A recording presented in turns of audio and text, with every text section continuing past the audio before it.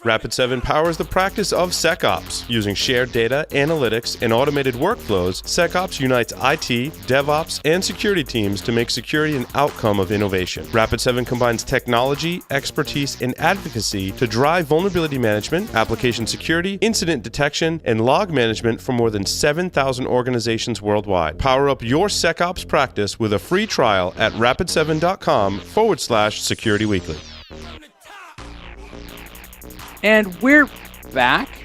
This is where we look at how you get to be better at the things that you're doing. And again, I keep selecting things that I'm reading that are making a difference. And we talked about this, and Paul and I talk about the different books and the different things. In the last week, I've been doing a little bit more research on reading, like how to read, how to learn. You'll see some of that bubble up today when we take a look at these things. But what I'm also finding is I'm getting a lot more selective about the things that I'm reading, because I like to read broadly and fast. The things that we talk about here are things that I think are worth taking a look at, because they're going to make a difference based on the things that I'm seeing as I'm out working with people. The first one here, Paul, I thought this was interesting. I'm kind of curious your take, even just on the idea. There's no such thing as difficult people. What do you think? What's your initial reaction to that? Was your initial reaction? Of course there are. Well, yeah, if that's I think that's what the title was meant to provoke, right? Well, yeah, no, there are difficult people, but I think what the article makes you realize is that it doesn't necessarily have to be that way, and everyone's behavior in the organization could contribute to difficult behavior if the leadership lets it, right? And I think what as I read this article, I was like, well, this is like a combo lesson from Who Moved My Cheese and Extreme Ownership, right? Right.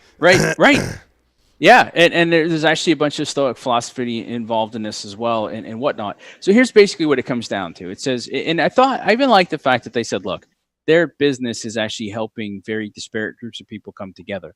My business is about helping groups of people come together, not typically as disparate. But what he talks about are some of the strategies, right? So he starts out by saying, look, I've come across difficult people, I've worked with them, and I've started to take a look at what my triggers are. And I'll tell you right now, that's the important part. If you remember, last week we talked about the importance of journaling, starting something up in the morning, reflecting it today, combining if you have to, doesn't matter. And you're going to find that permeates through today as well. In fact, I'll give you a strategy to start that if you haven't yet. But he talks about the way that you get started is these low stakes encounters. And I thought about that. How many times in security is it our first meeting with somebody? In fact, for the bulk of my career, and this has shifted, but it was early on, it was security always got called late. It was the $400 million project was already running and they wanted a rubber stamp from security. Well, we already go in loaded for bear. We go in expecting to have to tell people no or figure out what compromises have to get made. And it's all very frustrating for us at the onset. But the point there is actually not the situation as much as how many times are you meeting with somebody for the first time when it's a decision that has to get made? You're not actually getting together and offering to go have a meal.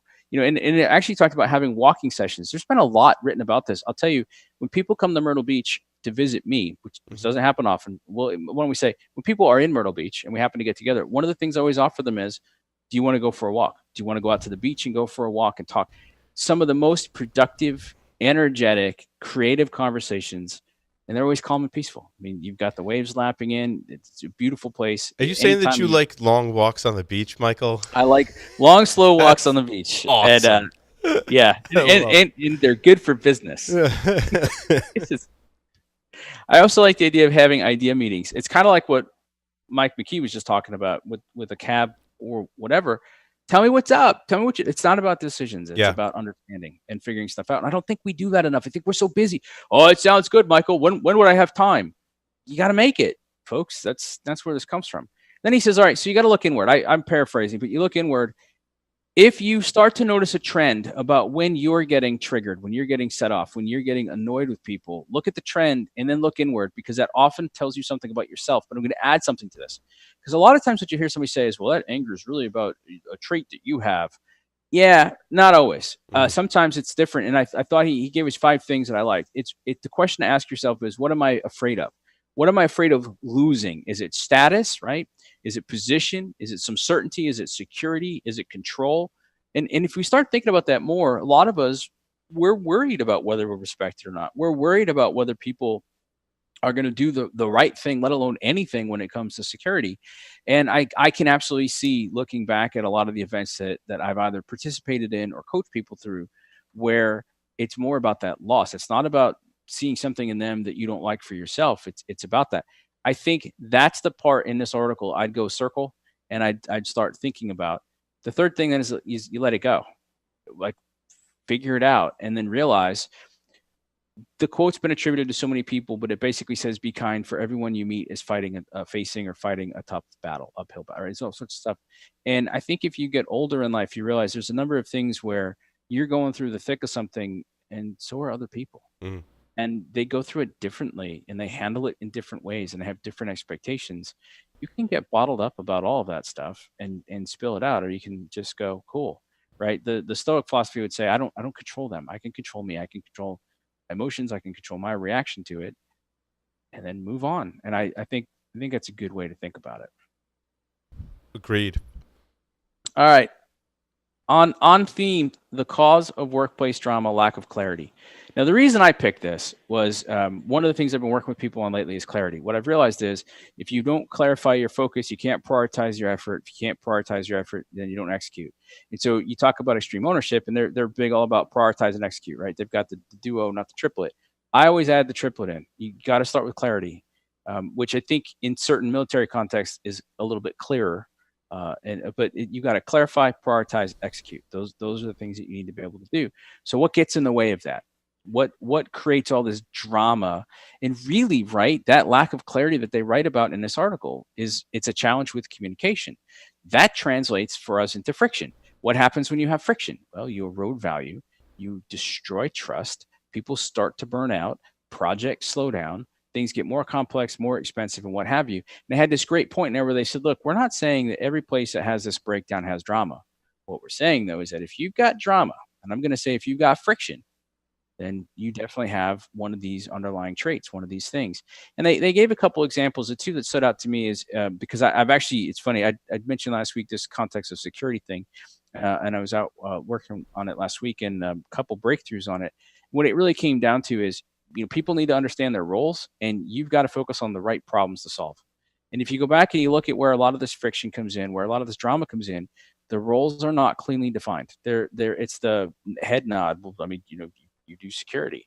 You know what? That didn't work 22 years ago.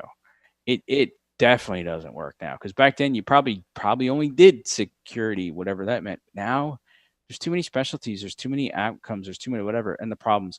One of the things that surprised me, Paul, is we do straight talk and we get into the value prop, and we always start the question is what's the problem we're trying to solve, right? Or what's the real problem, or whatever. I'm amazed at the number of people that have come to me and said, cool, so all right, I'm not so good at answering that question, and the people around me aren't so good at answering that question, but I'm bought in. That's the question we need to answer. How do I get better at that? And that's exactly where to focus, right? What are people supposed to be doing, and what are the problems you're supposed to be solving? Yeah. And you'll find most of the times when things don't work, because those two things are very much not clear. Yeah, and I like the example of getting to the root cause of the problem, because I often find that that's an issue is not uncovering the right issues. And that creates a lot of friction and resentment from employees. I'll try and anonymize this example. But, let's say you have a business and the employees, I mean, their real issues are their cars are getting broken into in the parking lot, and they don't feel safe, when they're leaving on late shifts. And then when they look at the organization, they're providing, those rent-a-bicycles for people to get around. And, the senior leaders are getting some kind of community award. And they're like, wait, hold on a minute. Like the right things aren't being addressed here. And that creates a whole ton of friction. And they need to delve into what the real issues are with the employees. Yeah, and let's pull again from what Mike McKee said. There's an interesting element here too, where sometimes you've made a decision, and actually the right decision is this. This is the problem where you've isolated it and elevated it the right way, right? And that's my way of saying you've narrowed it down to the root cause. This is the manageable, proper problem for you to solve. Cool. But you didn't communicate that cleanly or clearly. You didn't let people know. And so, as you pointed out, Paul, they look at it and they go, well, why aren't we solving this or this or this? They could be right, but it goes back to that. A lot of times we make these decisions. We talked about this recently. We make decisions and we don't give people any of the context. We don't give them any of the nuance. We don't give them any of the structure. Yeah. We don't have a mental model, let alone share the mental model. And then they look at it and they get burned out because they say, wait a minute, that's not the problem. Now, and by the way, they could be right.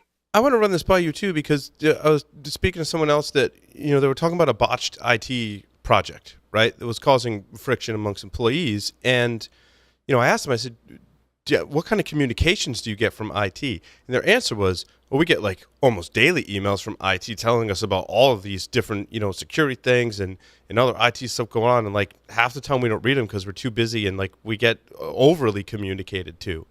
Yep. And so, like, what's your advice in that situation Yep. where you're trying to communicate? Yep. But All right, like I'm too going to much try of to the time. keep this short because you've hit on something that irritates me to no end.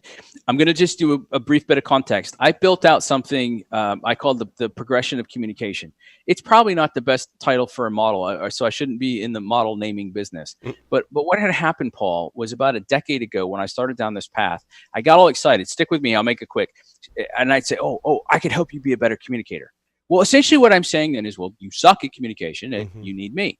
People didn't like that. And I thought, you know what, let me see if there's a different way to do it. And that's why I was probably so excited about Mike McKee and Observe It rolling out the insider threat assessment. I started to look at it, and I took about 2 or 3 years, and I looked at every form of communication I could find. I actually even knew somebody who was a pantomime. I looked at miming, I looked at art, I looked at sculpture, photography, written, spoken, everything. And I broke it down to that there were 3 factors that would help me understand whether somebody was a common communication, what we engage in most of the time, effective communication, or the next level up, effectively communicating value.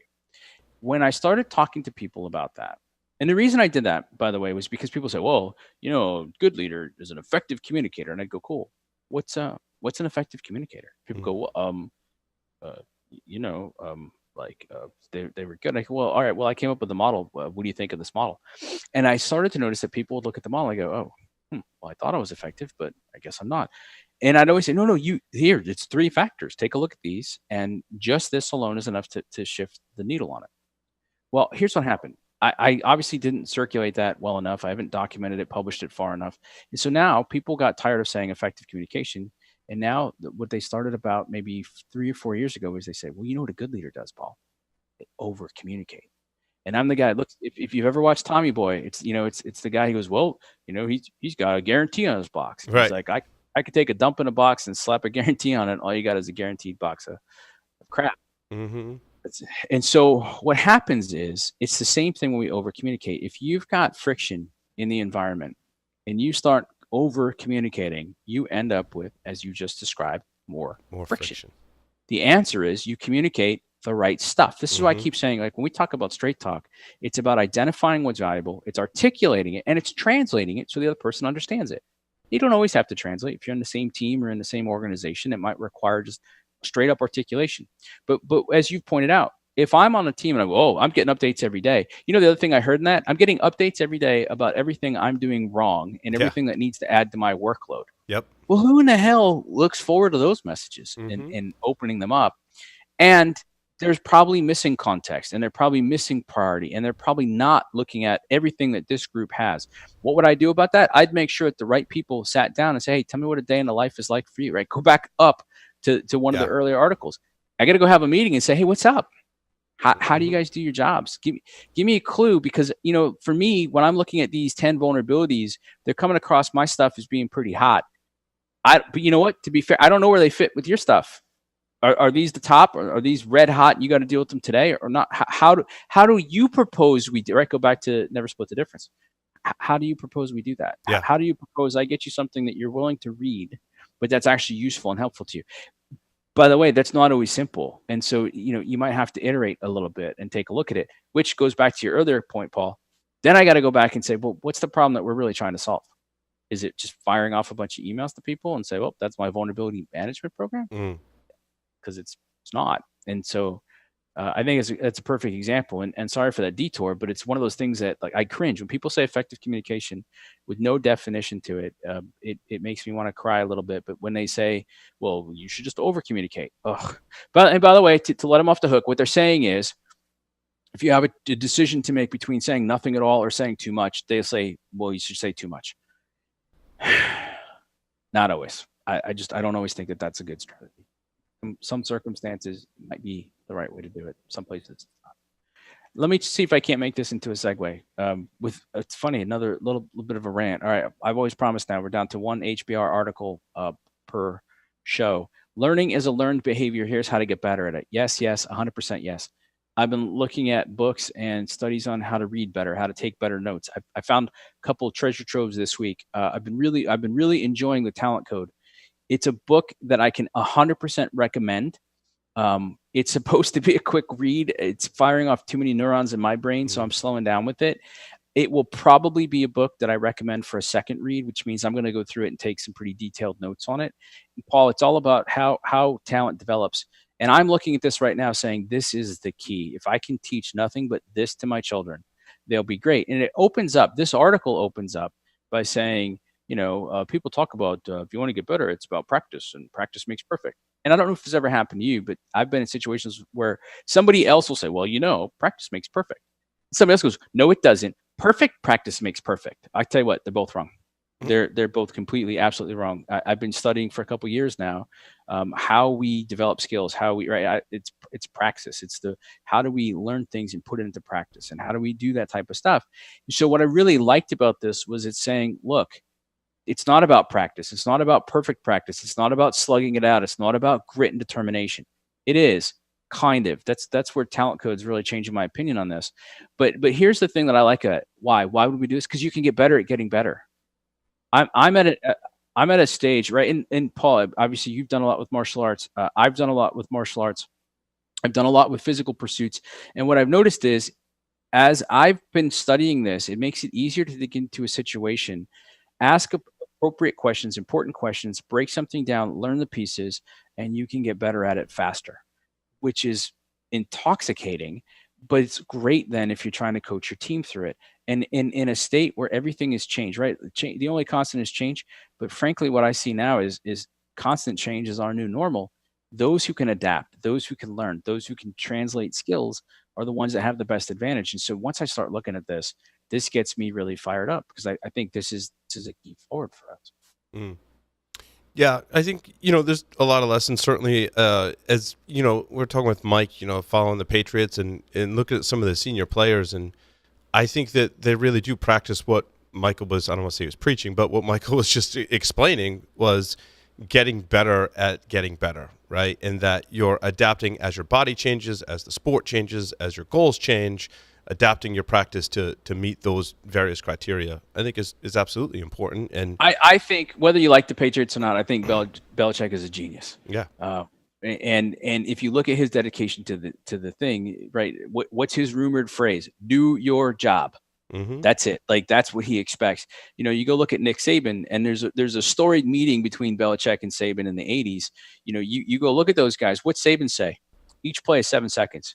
I'm not worried about the game, guys. Be your best. Do your job. 7 seconds. That's the average play in college football, 7 seconds. And I think you completely nailed it. These folks, they're looking at the structure. They're thinking about the goals for the team. They're breaking them down. They're giving them a systematic way to take a look at it. And then they reflect on that. In fact, I think it was even Belichick was quoted this weekend. And he said, we don't just look at the wins. We look at the losses too. Mm-hmm. I learned from both. And that mimics something I've been telling people for years. We don't learn only when things go bad. A lot of people say, oh, I can only learn from failure. Well, you can certainly learn from failure, but you can also learn from success. I tend to see it as the seams. You don't learn much in the middle. You muddle along, but something goes exceptionally well, something goes exceptionally not well. You got a lot there to learn. Yeah. And I think that the Patriots are a perfect example of, if you have that sort of discipline and you have that system and you ruthlessly pursue that system, great stuff comes out of it consistently, right? Nick Saban's another perfect example of that for those of you that are into football. Yep. So, Brady and I are also roughly the same age, and I look at how he's adapted his training over time, right? And you start to notice the same changes. Yeah, but he's disciplined, right? Yeah. Like he's and let's stick on that for a second too, because again, right? Like, love him or hate him as a player. Step aside from all of that. Step aside from the teams that you like or don't like. But if you go look at what Brady does or doesn't do, he's yes, he's smart. He's got people around him that coach him and guide him and help him with all this type of stuff. Good. I mean, you could be jealous of that, or you can make the same kind of investments. Yeah. So he gets the right amount of sleep. He gets the right type of nutrition. He focuses on his strength and his flexibility. He focuses on his mental mindset constantly. You and I talked a year ago. It was one of the kerfluffles with the local radio station, and the way he handled it. Oh yeah. That's a person who's in complete control of his emotions. Yep. And you have to be, because, I mean, like we look at like the quarterback position a lot is they also have to be cocky. Nope. I don't agree. He's got that level of confidence. He knows what he's capable of doing. And I've often said, he's great because he's got a line that protects him fiercely. And you watch when that breaks down, he gets knocked down like a rag doll, doesn't have as good a game. But that's not on him, right? He does his job, and the rest of the team knows their job, right? So go back to the system; it's all solid. And so, I used to talk about Derek Jeter the same way. The guy had a ton of coaches. He had people helping him with nutrition and with his fitness and with everything else. And so, and by the way, I used to go to like Old Timers Day at Yankee Stadium. Derek Jeter didn't practice all those fabulous moves that everybody remembers him for. You know what he practiced? Shagging ground balls. Yep. Moving his body into position, right? Back to the basics, back to getting that stuff done. He focused on that relentlessly. But that's what let him do all this other superstar type of stuff. Here's the cool thing, folks. Everybody listening to this right now, no matter how old you are, you have the same capabilities. No, you're not going to be Brady. Maybe if you're younger. No, you're not going to go out and be Derek Jeter. But do you have the ability to change your mindset? 100%. The ability to change how you learn about things? 100%. Do you have the ability to change your diet, change your sleep patterns, change your entire life, and change it in an exceptionally short period of time? Yep. I believe that 100%. More so now than ever. And that's why I get excited about these types of things. Let me touch on this one real quick, and then the last one's really, really simple and easy. How to make the most of meetings between IT and your business partners. I'll be blunt, I expected more from this article, Paul. But it's one of those things that we talked about. It came out of the Heller report. Martha Heller is a search specialist for CIOs and some CISOs, high-end stuff. I really like her work. I like her approach. I got turned onto it by one of our listeners and one of my good friends. And so the thing here is, it starts out by saying, all right, so what are the different cycles of your organization and how are you aligned to those cycles? So for example, if you're in retail and you're coming up now on a Black Friday and that big push to the end of the year when you make all your money, you're probably going to have a bunch of code freezes and changes. Did you calibrate for that stuff? And I thought, okay, that's neat. And what I really wanted to know is, but how do you do that? How do you get to that? How do you get to those initial conversations and make it work? And this article had less of that, but I'm going to pull out the one piece that I thought was really interesting because it's worth pushing in on. What he talks about is he's got these weekly Monday meetings, and they're 3 hours long, and each hour is broken into a different focus. Okay, that's lengthy to me for every week, but let's assume it's useful. Here's the second hour, and here's what he does. They bring in their IT partners. I'm sorry, the IT folks bring in their partners. So, Paul, you're responsible for, liaising with, accounts payable or whatever else. Okay, well, they come in, and they can talk about one of four things when they come in for that 1 hour. They can talk about strategic stuff. They can talk about operational things. They can talk about future roadmap, but they can talk about people. So the idea is you're getting them to talk. It's not about decision making. You're inviting them in to say, hey, so what's up? Tell me what's on your plate. Tell me what you guys are dealing with. Tell me where we can better serve you. Tell me what you see coming up. It's whatever works for them at that particular moment. They've got 1 hour and they can brief you on it. And my instinct is there's more structure to it than this. Yeah. Especially since they've said that what's happened now over the last year or so is those teams actually spend the morning preparing to come into that 1 hour meeting. It's fascinating. But what it means is that you're really getting that sense of it. So I like that. I like that a lot. Get started, do something internally, let people talk, but then really learn how to structure and run that meeting. And I think kind of like Mike McKee said, you'll have people that will respond because they know that you're actually going to listen. You're not going to defend the choices you've made. You're not going to throw them out. You're not going to tell them they're stupid, they don't understand. You're going to listen to what's actually happening in your organization, really understand the struggles people are listening to. I'm going to add a part to this too that's not in this article. You get good at doing that and you really get to see what's happening across the business. Paul, how long does it take before you have a better picture of the business than other people do? Yeah, and that's so critical in IT. And it reminds me of when I was at the university and, I used to meet with people and I just ask them the technical stuff. Like, tell me where it sits on the network. What ports do you need open? What's the patch level?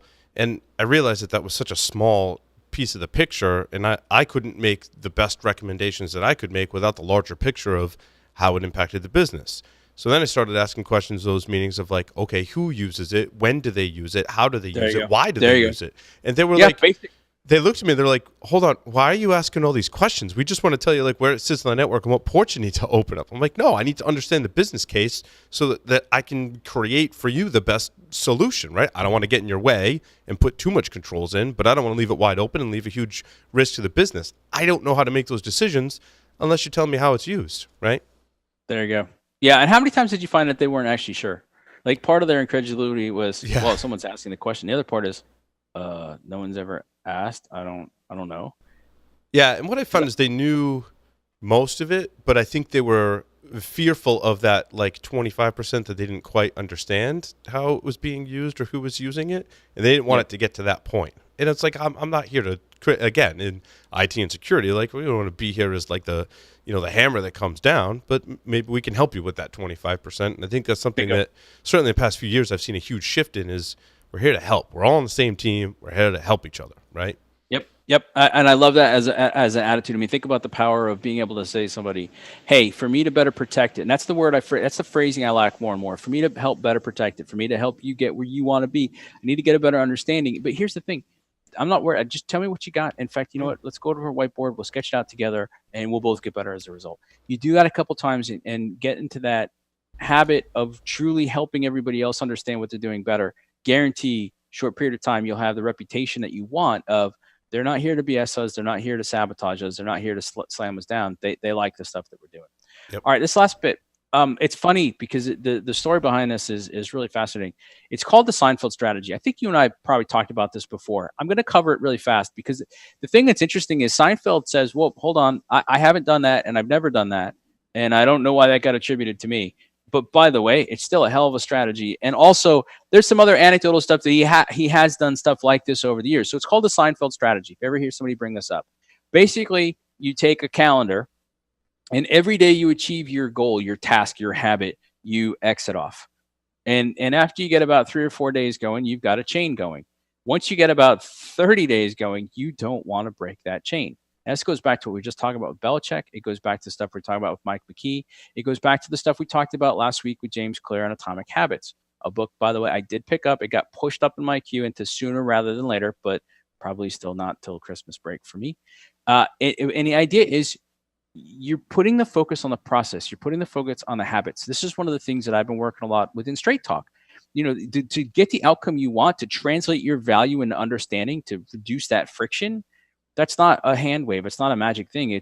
You've got to do these steps and you've got to follow them consistently. The more you follow them, the better you get at them, the better the outcomes you get. A lot of people mistake an outcome for the process. They go, well, I got a good outcome. I got to do that process. Nope. The processes, good processes executed ruthlessly or practiced diligently, however you prefer saying it, tend to get you to those better outcomes. And so this is a way, if you've got the X up and the X up and the X up, it starts to become really important to you. I've been doing this lately myself. And in fact, one of the other books I really like is Unbeatable Mind. And Mark Devine, another Navy SEAL commander with his stepdaughter, put out this Kokoro yoga. So it's a concept of warrior yoga, and it's blended some neat stuff together. They put together a 30-day challenge. Paul, probably the best 30-day challenge I've ever seen. Now, it could just be timing for me. It could be that I'm in the right mind space for it and everything else is working. But the way that they're navigating through it, the way that they're covering the topics, the way that they're recalibrating it all has been absolutely fantastic. And I've done it every day. I think today was day 23. Every day for 23 days, I've been doing it. And it's what's funny is in that first 23 days, I thought, there's some stuff I can work into my own routine. There's stuff I can do better. Okay. And I start looking for it. I've told you guys about the journaling. I journal now every day. I don't know if you guys saw this. Kindle now has a new thing, and it gives me a weekly report, and it tells me how many weeks I've read, how many days in a row I've read. It hasn't, that I found yet, given me reading time, right? But now, too, we've got things like screen time. At least those of you on Apple devices have screen time, and that gives you some. Those are great. There's great ways to track stuff. And if you start tracking your good habits and you see it build up, not only are you using technology to build those habits are going to get you the results you want. And over time, that's an exponential payoff. So it's exciting stuff. So that's a simple way to do it. Just take a calendar, put an X on it. We've done it with the kids here. I've done it from time to time. And I'm going to take a look at it again. But it's more of that idea of get it started, keep practicing it, and keep pace on it as you're doing it. And I think you'll see the good results that come with your. Yeah, I like that. I like trying it out with your kids too. I figure if I, the way I always look at it is if it doesn't work for me, I'm not going to offer it to a client. And if it doesn't work for me, well then, I can't imagine it working for anybody else. But if I can figure out how it works for me and then introduce it to my kids and get to the point where they start figuring it out themselves, they start adopting it, they start asking the questions, they start really looking at the why of it, then that alone gets me more of what I need to be able to bring it to a client, go through the same thing.